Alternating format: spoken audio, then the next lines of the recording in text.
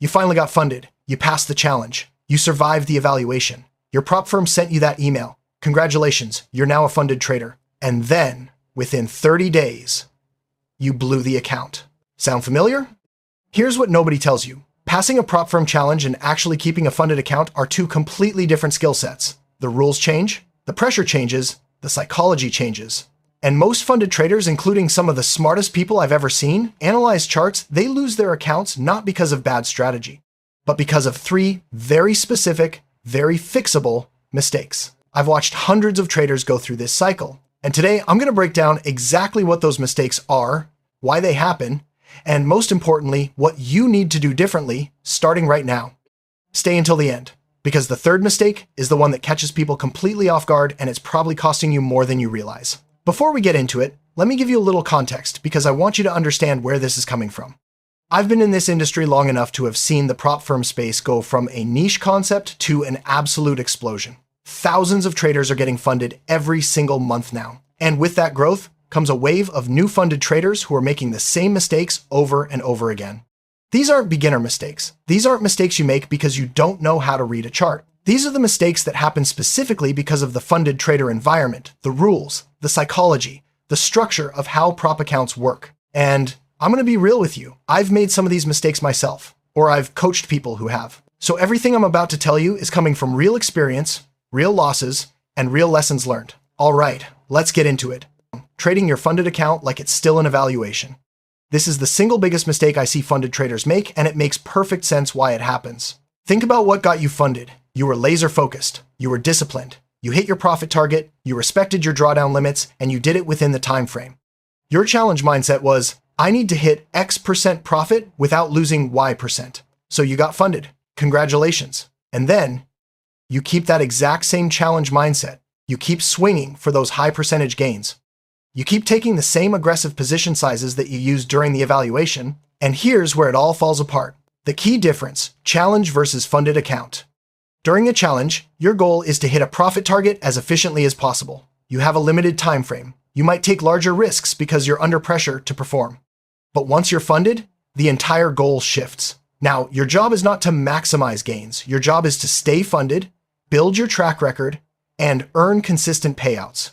A 5% drawdown during a challenge might mean you failed and need to restart. A 5% drawdown in a funded account might mean you just lost your account permanently. The funded account is not a continuation of the challenge, it's a completely different game. When you're funded, you need to think like a portfolio manager, not a gambler chasing a bonus. Your number one priority is capital preservation. Payouts come from consistent, disciplined trading over time, not from swinging for home runs every week. Here's what that looks like in practice. Risk less per trade. I don't care what you were risking during your challenge, cut it in half. Seriously. If you were risking 1% per trade during evaluation, consider dropping to 0.5% now. You have more time. You have no pressure to hit a target by a deadline. Take advantage of that.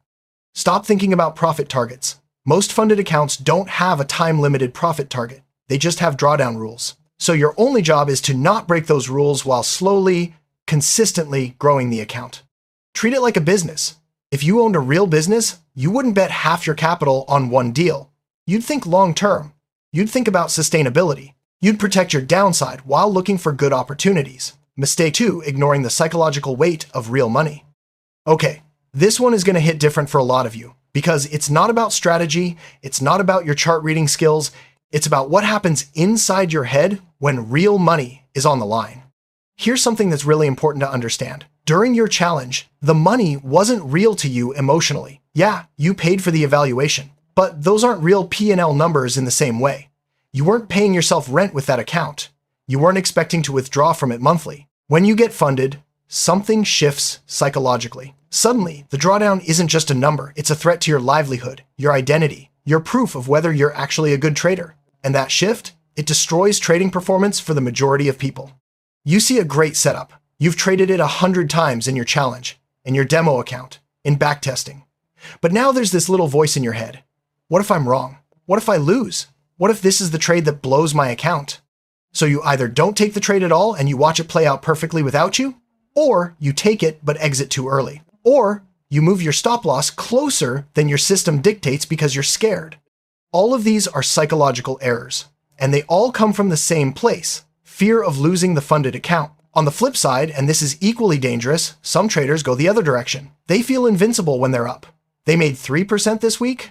Let's push for 5% before the month ends. They tilt, they overtrade, they chase, and suddenly a great week becomes a disaster. How to fix the psychology problem. First thing, separate your self-worth from your trading performance. I know that sounds like therapy talk, but it's practical advice. If you believe your value as a person is tied to whether your trades are green or red today, you're already in a losing mindset. The trade doesn't know you. The market doesn't care about your identity. Detach. Second, use a trading journal, not just to log entries and exits, but to log your emotional state before, during, and after trades. I cannot tell you how many funded traders I've worked with who discovered, through journaling, that their worst trades all happened on specific emotional triggers. Frustration from a previous loss, excitement after a winning streak, boredom on a slow day. The journal exposes the pattern. Third, define your process before the market opens and commit to it. Before you even look at a chart, write down today's plan. What setups am I looking for? What's my maximum loss for the day? What conditions do I need to see before I take a trade? Having a written plan turns trading from an emotional experience into a checklist-driven business. And fourth, and this is big, respect the rules of the funded account like they are sacred. Because they are. The drawdown limit is not a challenge to see how close you can get to it, it's a wall. And your job is to never touch it. Psychological discipline is not something you either have or you don't. It's something you build with systems, journaling, and consistency. Start building it now. Mistake 3, failing to adapt to changing market conditions. All right, here's the one I teased at the beginning, the one that catches people off guard. You passed your challenge during a trending market. Maybe it was a period where momentum strategies were working perfectly. You had the wind at your back. You made your profit target with room to spare. You get funded. And within a few weeks, the market shifts, volatility changes, news cycles disrupt clean price action, the trends you were riding are gone. The setups that gave you easy wins are nowhere to be found. And instead of recognizing this, instead of pausing and reassessing, you keep forcing your old strategy onto a market that no longer fits it. Every funded trader should have what I call a strategy audit trigger. This means if I hit a specific losing threshold, let's say 5 consecutive losses, or a drawdown of 2 to 3%, I stop trading and go into analysis mode. I look at my recent trades. I look at market conditions. I ask, is this a me problem or a market problem? Am I executing poorly? Or has the market shifted to a regime where my edge doesn't exist right now? If it's a market problem, you have 2 options. 1, you wait for conditions that suit your strategy to return. This takes patience, but it's sometimes the right call. 2, you adapt your strategy to current conditions. This might mean switching from a trend-following approach to a range trading approach. It might mean reducing your trade frequency. It might mean focusing on different pairs or instruments. The key is awareness. You have to stay curious about why trades are working or not working, not just whether they are. The best traders I've ever seen are not rigidly attached to one method. They have a core framework that they believe in, but they're constantly stress testing it against current market conditions and willing to adjust. Flexibility is not weakness. Flexibility is what keeps you funded. Listen, getting funded is hard, staying funded is harder, but it's not impossible, and the traders who make it long-term are not the ones with the most complicated strategies or the fanciest setups. They're the ones who understand the game they're actually playing. You now know 3 of the biggest traps. You know why they happen, you know how to avoid them. What you do with that information is up to you. If this video helped you, drop a comment below and tell me which of the 3 mistakes you've been making. I read every single one, and it genuinely helps me figure out what to cover next.